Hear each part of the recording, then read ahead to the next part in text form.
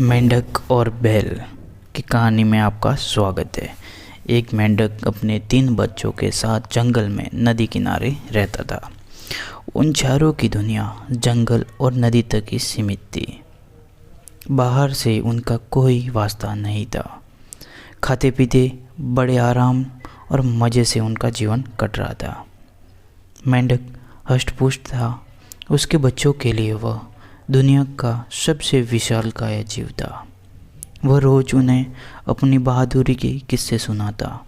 उनकी प्रशंसा पाकर फुलाना ही समाता। एक दिन मेंढक के तीनों बच्चे घूमते घूमते जंगल के किसी पास के गांव में पहुंच गए। वहां उनकी दृष्टि एक खेत में चरते हुए बैल पर पड़ी।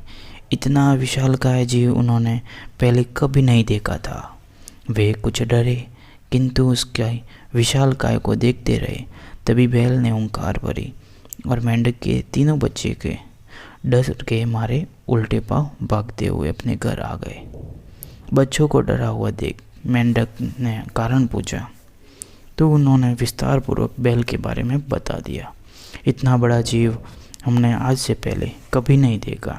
हमें लगता है दुनिया का विशालकाय जीव आप नहीं, वह है। वह अपने बच्चों की बात सुनकर मेंढक को बुरा लगा। उसने पूछा, वह जीव किस दिखने में कैसा था? उसके 4 बड़े बड़े पैर थे, एक लंबी सी पूंछ थी, 2 नुकीले सींग थे। शरीर तो इतना बड़ा था कि आपका शरीर उसके सामने कुछ भी नहीं, बच्चे बोले। यह सुनकर मेंढक के अहंकार को जबरदस्त ठेस पहुंची।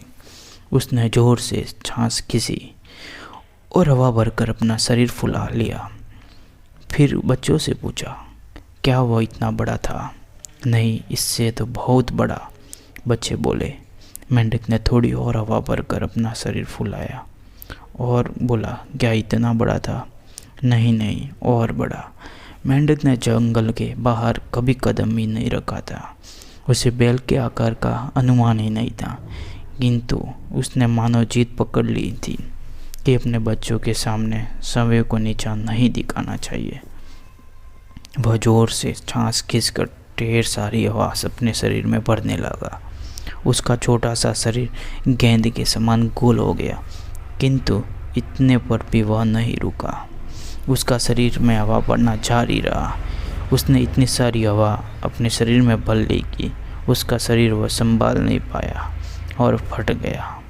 अपने अहंकार में मेंढक के प्राण पखेरु उड़ गए। इस कहानी से हमें यह शिक्षा मिलती है कि जीवन में कभी हमें अहंकार नहीं करना चाहिए। अहंकार करने वाले का पतन हमेशा अहंकारी होता है। अहंकार ही पतन का कारण बनता है।